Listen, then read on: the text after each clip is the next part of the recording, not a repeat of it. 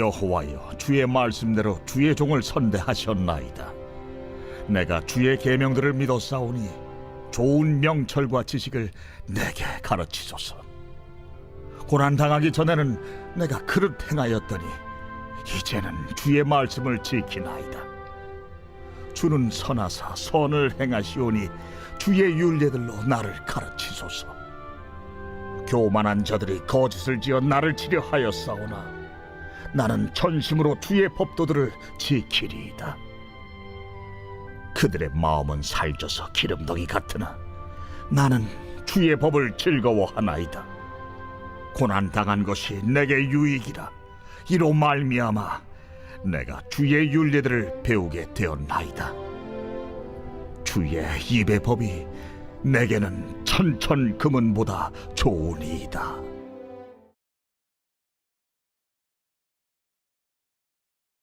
할렐루야. 오늘 우리에게 주신 하나님의 말씀은 시편 119편 65절부터 72절까지 말씀입니다. 오늘 말씀의 제목은 이제는 주의 말씀을 지키나이다 입니다.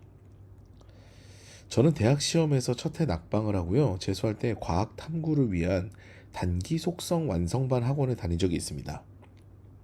제가 수능을 봤을 때는요, 예체능도 사탐과 과탐을 해야 했기 때문에 당시 과학 탐구 영역에서 좀 부족함을 느낀 저는요, 학원을 다니면서 열심히 공부를 해야 했죠.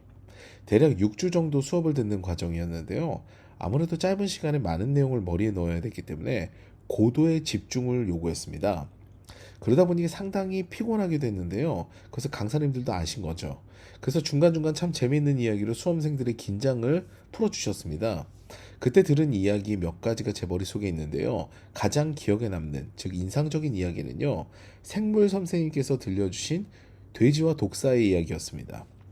생물 선생님은 참 이야기를 별것 아닌 것처럼 무심하게 하시는데 참 재미있게 이렇게 하시는 은사가 있는 분이었어요. 어느 날 뱀의 독에 관해서 이야기를 하시다 불쑥 말씀하십니다. 니들은 독사의 천적이 무엇인지 아니?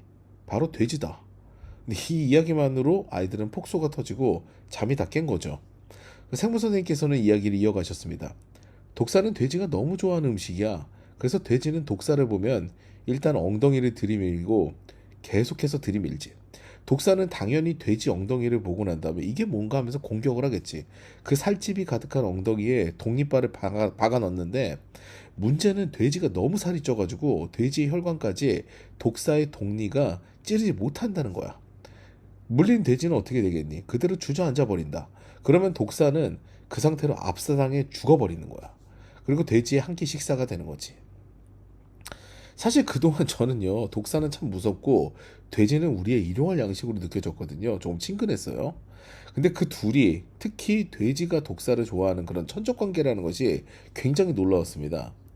그러면서 한 가지 또 느꼈던 것이요, 살과 기름으로 엉겨있는 돼지의 엉덩이는 독사의 독도 침투하지 못할 정도구나 라는 생각을 하게 됐죠.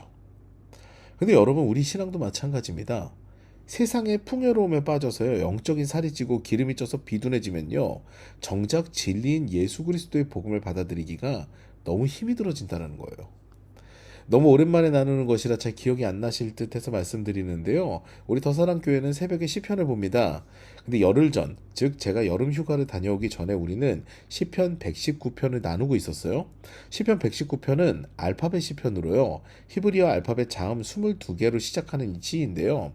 한 연마다 8절씩 내용이 담겨 있습니다. 그중 오늘 본문은요, 시편 119편의 9번째 연으로 히브리어 자음 테트로 시작합니다. 오늘 본문의 중심 내용은요, 고난의 유익입니다. 67절 말씀 보시겠습니다.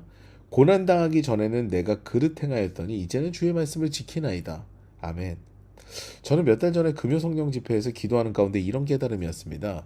그동안 저는 자녀들을 위해서 기도할 때요, 제가 이전에 겪었던 고난을 자녀들은 피했으면 하는 마음이 항상 있었어요.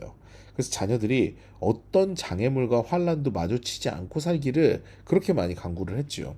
근데 기도하는 가운데 그때 불현듯 이런 마음이 드는 거예요. 내가 언제 주님을 만났지? 무엇이 나를 주님께 매달리게 했지? 이때 갑자기 이제 회개의 마음이 들게 된 거죠. 저는 아이들이 저와 다르게 고난이 없이 크기를 간구했으며 제 힘이 닿는 대로 아이들이 고난과 역경을 피할 수 있도록 최선을 다했는데요. 사실 제 인생에서 제가 먼저 고난 가운데 하나님을 깊이 경험했다라는 것을 깨닫게 된 거예요. 그 고난이 없었다면 하나님과 긴밀한 관계는 제 인생에 없었던 거죠. 고난도 유익이었습니다. 그래서 그 뒤로는 기도가 바뀌었습니다. 하나님, 저의 자녀들이 하나님의 뜻대로 인도되기를 원합니다. 다만 아이들이 강하고 담대하게 하나님을 믿는 신앙으로 거듭나서 고난을 만나도 의연하게 지나가게 하시고 그때 제가 든든한 중보자가 되게 하소서. 이런 기도로 바뀌었죠. 오늘 본문 69절 70절 말씀 보시겠습니다. 교만한 자들이 거짓을 지어 나를 치려하였사오나 나는 전심으로 주의 법도들을 지키리이다. 그들의 마음은 살쪄서 기름덩이 같으나 나는 주의 법을 즐거워하나이다. 아멘. 교만하여서요, 신실한 이들을, 주님 앞에 신실한 이들을 업신여기고 주님을 믿지 않는 그들은요, 세상의 풍요에 빠져서 살찌고 기름진 것 같다 라고 시인은 고백합니다. 살쪄서 기름이 가득한 그들에게 주님의 진리가 들어갈 여력이 없습니다. 이때 이들이 변화될 수 있는 유일한 방법은요, 고난으로 이 살과 기름이 빠지는 길입니다. 고난의 다이어트를 경험하는 거예요. 그래야 주님의 말씀이 귀에 들어오고요, 율법을 지키는 삶이 행복하다는 것을 깨닫게 되는 거죠. 65절 말씀 보시겠습니다. 여호와여, 주의 말씀대로 주의 종을 선대하셨나이다. 아멘. 내가 겸손한 포지션으로 돌아가서 주님을 바랄 때요, 주의 말씀과 율법이 눈에 들어오기 시작합니다. 그때 비로소 들어오게 돼요. 그럼 하나님께서 얼마나 선하신 분이고 나를 사랑하시는지를 그때 깊이 느낄 수 있게 되는 거죠. 그러므로 고난은요, 우리에게 하나님을 만날 수 있는 기회가 됩니다. 오늘도 고난이 다가오면요, 그때 하나님을 원망하는 것이 아니라 영적인 다이어트의 시간으로 삼고요, 그 고난 뒤에 만나게 될 주님을 기대하며 찬양과 감사의 인생을 살아가는 저 여러분 되시기를 주님의 이름으로 축원합니다.